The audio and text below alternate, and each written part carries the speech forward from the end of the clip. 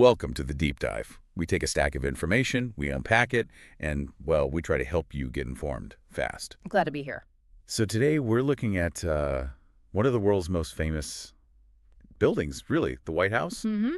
It looks like it's about to get a pretty massive new addition, and it's definitely stirring up a lot of conversation. Indeed it is. Our focus today is President Donald Trump's recently announced plan, a $200 million expansion for the White House East Wing. And the goal, a grand ballroom. Exactly. So for this deep dive, we've gathered quite a bit. News articles, official press releases from the White House, and importantly, a whole range of public reactions, political reactions too. Yeah, it gives us a pretty full picture, from different angles. So our mission today is really to unpack this whole thing. It's an ambitious project. We'll look at the design, which is quite something, the reasons the administration gives for it, the funding model, which is interesting in itself, and of course, the reactions it's getting from the public and politicians, strong reactions. Yeah. We want to help you, the listener, sort of connect the dots here. The architectural vision, the politics behind it, what people are actually saying. How does something like this, a building project for a national symbol, end up sparking such a firestorm? That's the big question. Okay, so let's start with the vision. Yeah. The grand ballroom. The White House announced this July 31st, 2025. That's right. They framed it as modernizing and expanding the East Wing to add this, elaborate new ballroom. Okay, modernize. So what's the official reasoning? Why now? Why this big project? Well, the administration's line is pretty practical on the surface, at least. They point to the existing East Room, which, is used for a lot of events, but it can only hold about 200 people. Right, which isn't huge for some state dinners or major events. Exactly. And they say this often means they have to put up this, quote, large and unsightly tent outside for overflow guests. Oh, the tent. Okay. So the new ballroom, by contrast, is planned to be massive, 90,000 square feet, capable of hosting 650 people. So the idea is to move those really big events into this new space, away from the main historic part of the White House. And President Trump himself, he weighed in on this. He apparently had a pretty specific take on why it's needed. He did. He mentioned wanting a proper ballroom for a long time. He said, and this is a direct quote, "People are flopping to the tent. It's not a pretty sight." Slopping. Yeah. He mentioned the women with their lovely evening gowns, all of their hair all done, and they're a mess by the time they get in. They've always wanted to have it. So a convenience and aesthetic thing from his perspective. And he also framed it historically. He said, they've wanted a ballroom at the White House for more than 150 years, but there's never been a president that was good at ballrooms. Implying he is the one to finally get it done. Seems to be the implication, yeah. He sees himself as solving this long-standing issue. So where exactly is this thing going to go? You said East Wing expansion? Right. It's replacing the current East Wing structure, which is actually described as small, heavily changed over the years, and sort of reconstructed. It's mostly been office space. For the First Lady's staff, right? Correct. They'll be temporarily moved elsewhere during construction. But the White House is stressing something interesting here. What's that? That the new ballroom will be, quote, substantially separated from the main building. Okay, so physically distinct. But, and this is the key part, its theme and architectural heritage will be almost identical to the main White House. So aiming for visual continuity. Right, a big addition, but designed to look like it belongs. And the timeline for something this big. They're moving fast, or plan to. Construction is supposed to start this September. This September, wow. Yeah, and the White House says it'll open long before the end of President Trump's term. So the target seems to be sometime before 2029. Okay. And who's actually building it? Any names announced? Yes. McCreary Architects and Clark Construction are the teams selected. McCreary Architects. Right. And the CEO, Jim McCreary, actually called it a beautiful and necessary renovation. Beautiful and necessary. Interesting phrasing. Suggests both form and function. Exactly. Okay, let's talk about that beautiful part, the aesthetic. Because the descriptions, they paint quite a picture. They certainly do. The renderings show a very opulent design. We're talking gold-encrusted chandeliers, ornate coffered ceilings. Gold encrusted, okay. Yeah. A sprawling floor space, naturally. Greek Corinthian columns, large arched windows, the whole 9 yards. And the furniture? Plans mention round tables and gold chairs. The descriptions use words like exquisite addition and ornately designed and carefully crafted space. It sounds very Trump, if you will? Does it connect to his known style? Oh, absolutely. There's a strong connection people are drawing. The design feels very reminiscent of the ballroom at his Mar-a-Lago club down in Florida. His winter White House, as he's sometimes called it? Precisely. So it definitely seems to bear his personal stamp. It's not just, a generic grand ballroom. It reflects a certain taste. And we've seen this kind of aesthetic preference influence other White House things during his time, haven't we? We have. You might remember the Oval Office redecoration, extensive gold details added there, picture frames, furnishings near the fireplace. He reportedly even brought in his, quote, gold guy from Mar-a-Lago for that. Right, I remember that. And wasn't there also the Rose Garden change? Yes, the conversion of part of the lawn to a concrete patio. That was quite controversial. And the reported reason was women's heels sinking in the grass. That was the story, yeah. Though officials called it a restoration for practical use and guest experience. Practicality again. And those huge flagpoles, too. Right, the two 88-foot flagpoles on the north and south lawns. So yeah, a pattern of pretty significant visible changes to the White House grounds and building. So this ballroom project fits into that pattern, but it feels bigger, maybe more permanent. It definitely feels significant historically. Our sources highlight that this would actually be the first major substantial alteration to the executive mansion itself since the Truman balcony was added. The Truman balcony. Wow, that was back in 1948. Exactly. So we're talking over 75 years. It's a big deal in terms of changing the physical structure. Okay, so a grand vision, very opulent design, historically significant alteration. Let's talk money. What's the official cost?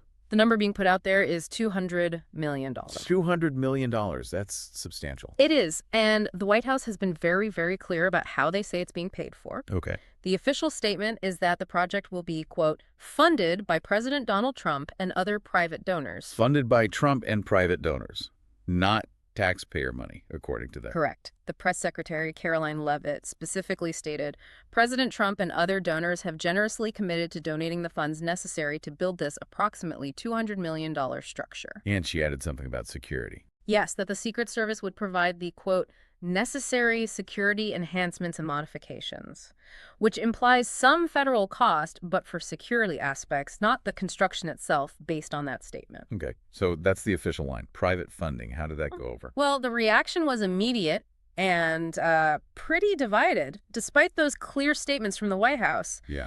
a lot of critics immediately voiced outrage, and many seemed to assume it was taxpayer money. Ah, okay, so the message didn't cut through or wasn't believed by everyone. It seems that way. We saw comments online, like one ex-user writing, "There goes the hard-earned taxpayers' money," just flat out asserting it. And Senator Chuck Schumer weighed in, too. He did. He questioned if DOGE funds were being used. Now, the sources we have don't really clarify what GE he meant there. Maybe a typo, maybe cryptocurrency, it's unclear. But his point was questioning the spending on this fancy place for Trump, as he put it, suggesting the money could be better used elsewhere. So immediate skepticism and criticism, assuming public funds were involved despite denials.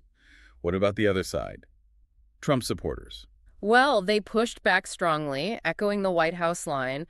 We saw comments defending the project based on the private funding. Like what? One person wrote, he is spending his own money. Perhaps you should consider reading a newspaper before you make such short-sighted 6 comments. They also added, our president is a builder. The construction style will be consistent with what is already present at the White House. So defending his character as a builder and the private funding aspect. Right. And another supporter just put it simply, why do you care if he and other donors are building a ballroom? Kind of a mind your own business if it's not public money sentiment. So a real split in perception there, highlighting that tension between official statements and, well, public trust or interpretation. Definitely. And that leads us right into the main controversy, which isn't just about the funding confusion. It's about priorities. Ah, the timing. This is crucial, isn't it?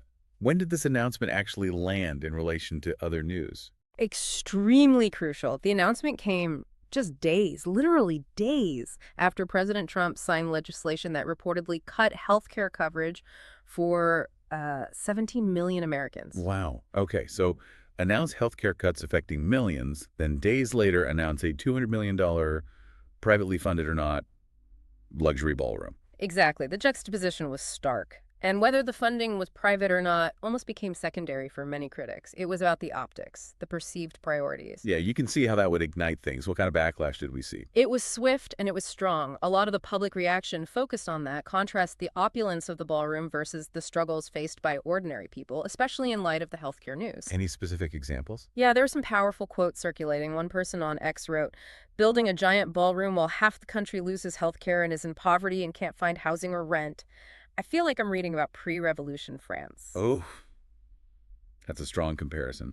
Invoking historical inequality. Very strong. Another one read, "Trump's grotesque obsession with splurging $200 million on a gaudy, gold-plated White House ballroom while slashing healthcare for 17 million Americans exposes his narcissistic priorities and utter contempt for the suffering masses." So really framing it as a moral issue, a question of character and priorities. Absolutely. And others were more direct, focusing on immediate needs. "We don't need a ballroom. We need lower food prices and gas prices. Tell Trump no."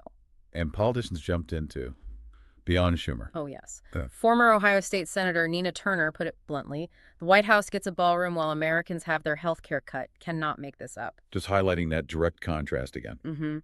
And Bakari Sellers, a former lawmaker from South Carolina, he brought up what he called hypocrisy. How so? He referenced past Republican concerns about the cost of renovations at the Federal Reserve, asking how a $200 mirror ballroom jives with those earlier fiscal concerns, sort of questioning the consistency. So the criticism came from multiple angles. Yeah. Optics, priorities, perceived hypocrisy, basic needs. A real perfect storm of criticism fueled by that timing with the healthcare bill. Okay, so faced with all this backlash, how did the White House and Trump himself respond? Did they address the criticism about priorities? They stuck to their narrative, emphasizing the project's merits and the president's vision.